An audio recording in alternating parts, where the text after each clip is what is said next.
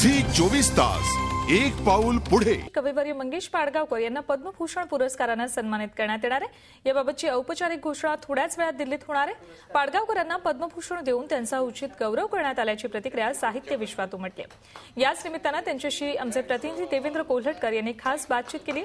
पाहूया त्यांनी आपला आनंद कसा व्यक्त केलाय।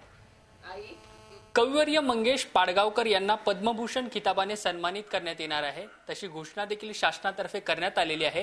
आपल्या सोबत स्वतः मंगेश पाडगावकर आहेत। सर, सर्वप्रथम झी 24 तास तर्फे तुम्हाला खूप खूप शुभेच्छा आणि एवढा मोठा सन्मान मिळाल्यानंतर काय तुमच्या नेमक्या भावना आहेत? आधी पहिल्यांदा तुम्ही मला ज्या शुभेच्छा दिल्या आणि तुमच्या आवाजातून मला जे कौतुक जाणवलं त्याबद्दल मी तुमचे अगदी मनापासून आभार मानतो। मला आनंद झाला। हा मराठी कवितेचा सन्मान वाटतोय का? मराठी आपल्या कवितेचा हा सन्मान झालाय असं आपल्याला वाटतंय का?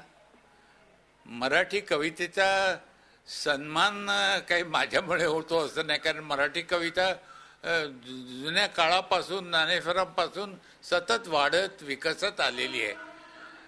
एवढंच आहे की या निमित्ताने एवढं कळतं की मी काही कविता बऱ्या लिहिल्या आहेत।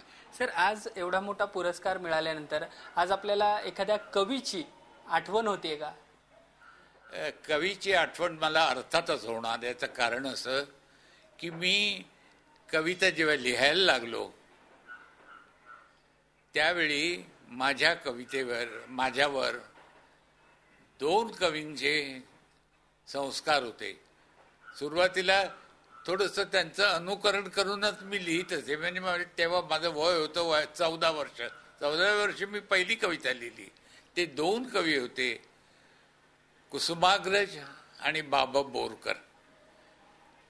त्यांची कविता मला त्या काळात सुद्धा आणि आज सुद्धा जवळजवळ 80% बोरकर कुसुमाग्रजांची कविता माझ्या ओठावर आहे, जिभेवर आहे। इतकं मी प्रेमाने त्यांची कविता वाचलेली आहे आणि त्या कवितेतून ती नुसती वाचली नाही, त्या कवितेतून माझं व्यक्तित्व, एक कलावंत म्हणून व्यक्तित्व हे रुजून आलेलं आहे। झी 24 तास एक पाऊल पुढे।